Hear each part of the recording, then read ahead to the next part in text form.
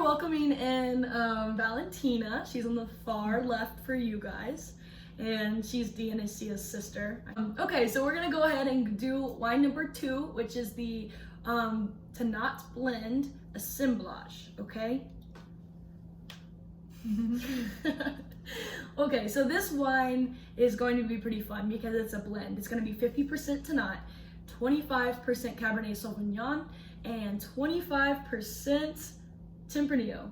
So that comes out of Spain, and that's another varietal that they shipped over from Spain and Southern Europe. So that's pretty interesting. So this is going to be fun to see how the Tannat is going to soften with other bold red blends that are a little bit less bold than that. Okay, so let's go ahead and do our swirl. So loud. All right, and I want you to go ahead and put your nose in. Okay, so let's talk about the look and smell. So I want you to hold it over the white paper. And it seems, once again, because of the same grape, or it's based off the same grape, there's an intense red. Once again, a little bit more of a purple undertone, violet. It's bright, but it's also a dark red, almost a garnet. But I'd still say the purple undertone is still prevalent. So I want everyone to go ahead and do the swirl again, and let's check out the legs and alcohol content. So this is going to be a little bit sweeter than the others, as the legs are actually beginning to form and drip here. But once again, high alcohol content, medium to high. I'd say anywhere between 13.5 and 14.5. And you can tell from how long, once again, the wine stays on the glass as alcohol evaporates. So the longer it takes for the alcohol to evaporate, the longer or the higher the alcohol content. Alrighty, so let's go ahead and smell the wine.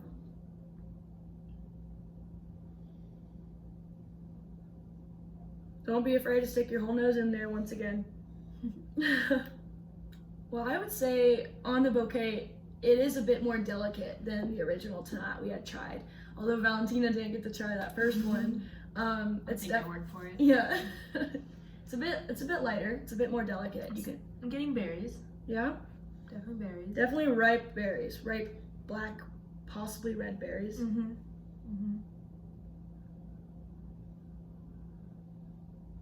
I would say it's very easygoing and fruit forward for sure, but in an elegant way. It's not overpowering. I'm kind of getting a black tea smell. Ooh. Which would most likely come from the strength of the tannins. Makes sense, yeah. Cool, well let's finally move on to the tasting aspect. So you're gonna put it all together, you're gonna swirl and look, stick your nose in, take a deep breath, and go ahead and take a big, nice sip.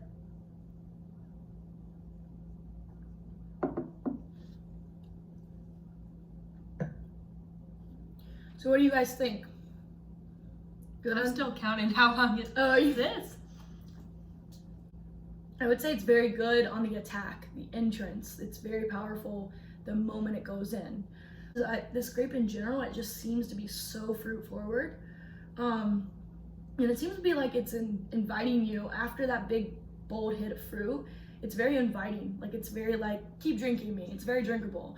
And so it's not something to be fearful of. Like if you don't like tannins, this is going to be a little bit bolder than the original tannin, but it's a little bit smoother. It's once again, it's elegant. It's more smoothed out, but it's still young. It still has this young character and personality that makes it not too terrifying to drink without a massive steak or something to pair it with. This is something you still could probably drink. While I would prefer it with some food, and pair it with something without food would still be okay and easy to drink. So that's always good. Okay, I'm gonna go ahead and taste it one more time if you guys wanna join me.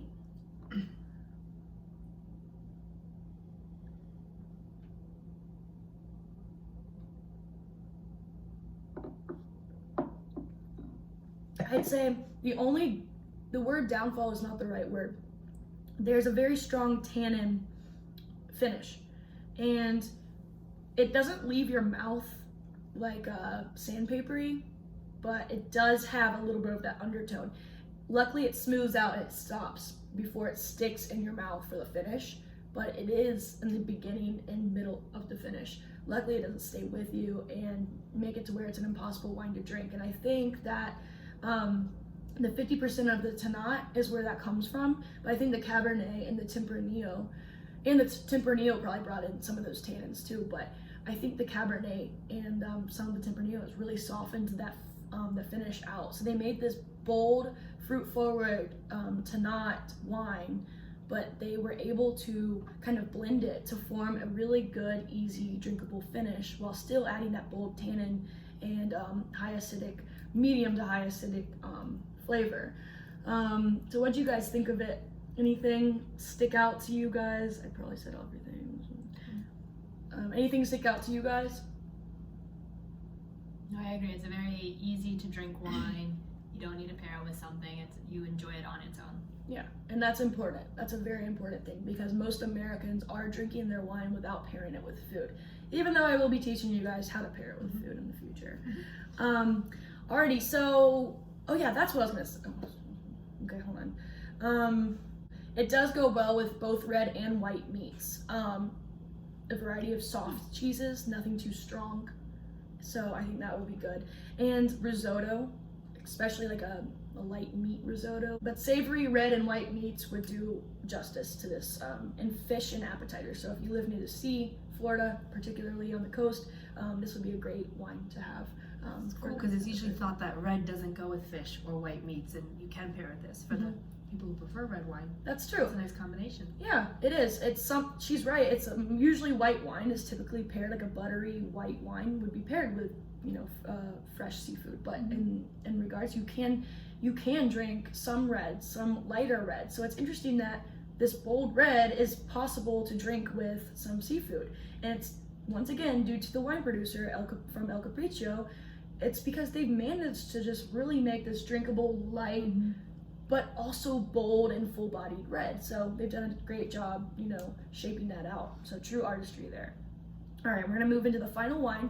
Wine number 3, the very special Agura. Is that pronounced correctly?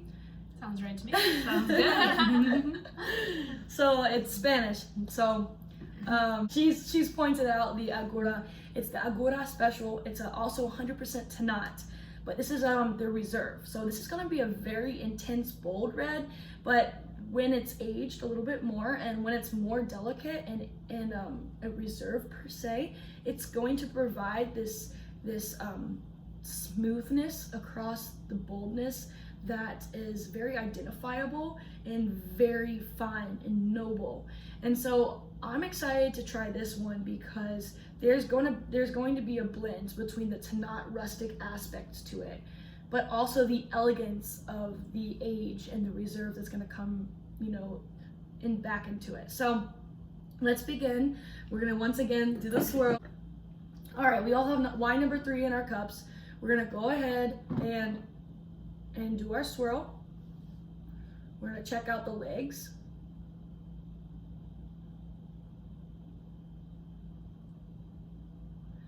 I would say once again, still a dry grape. Still dry, still high in alcohol content, so nothing's changed there, and there's not much of a leg. Now, make sure you guys hold it over that white paper and check out the hue. Still purple hints under the undertone, for sure, right? But this one has now gotten darker. So there is I would say it's more of a medium garnet color with almost purple hints and hues undertone. So that's interesting. So now we can go ahead and give it a smell.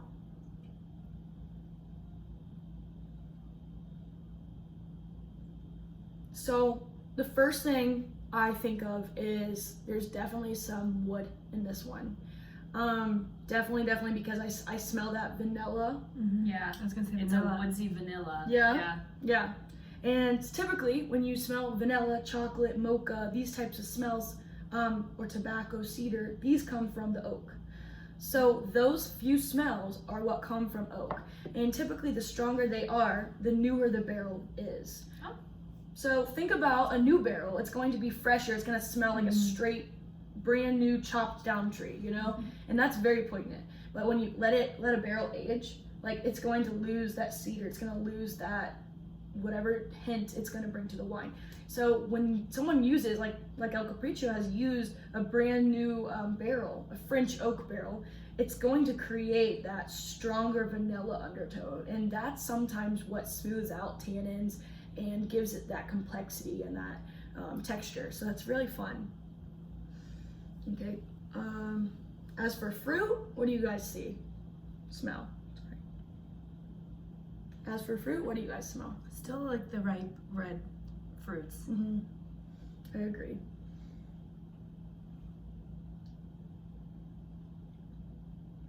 Plum. Do you get a hint of the tea again?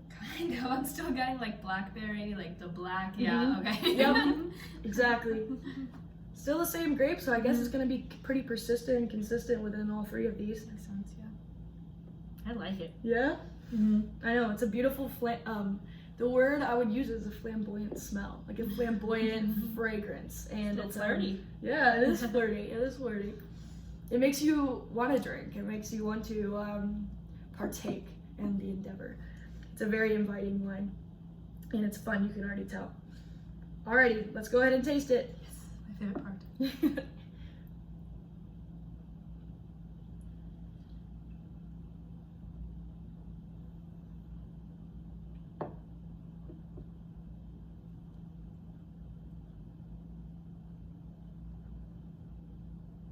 Maybe we shouldn't sit there for that.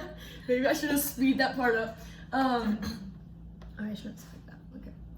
So there's a complexity to this wine that the others didn't have, for sure. I'd say first of all, it's very refined. It's a refined Tannat, and that's what gives it its power and its structure. It's beautiful. I'd say there's a lot of good harmony within this wine. It takes you on a journey. You know, there's actually a beginning, a middle, and an end, and things in between. And there's a lot of complexity, as we kind of said. Definitely a medium balance and persistence in this wine. I would say, obviously, it's very bold, but the elegance pulls it back down a little bit. For sure. Wait. It's complex. Oh, Perfect harmony. yeah. Oh, wait.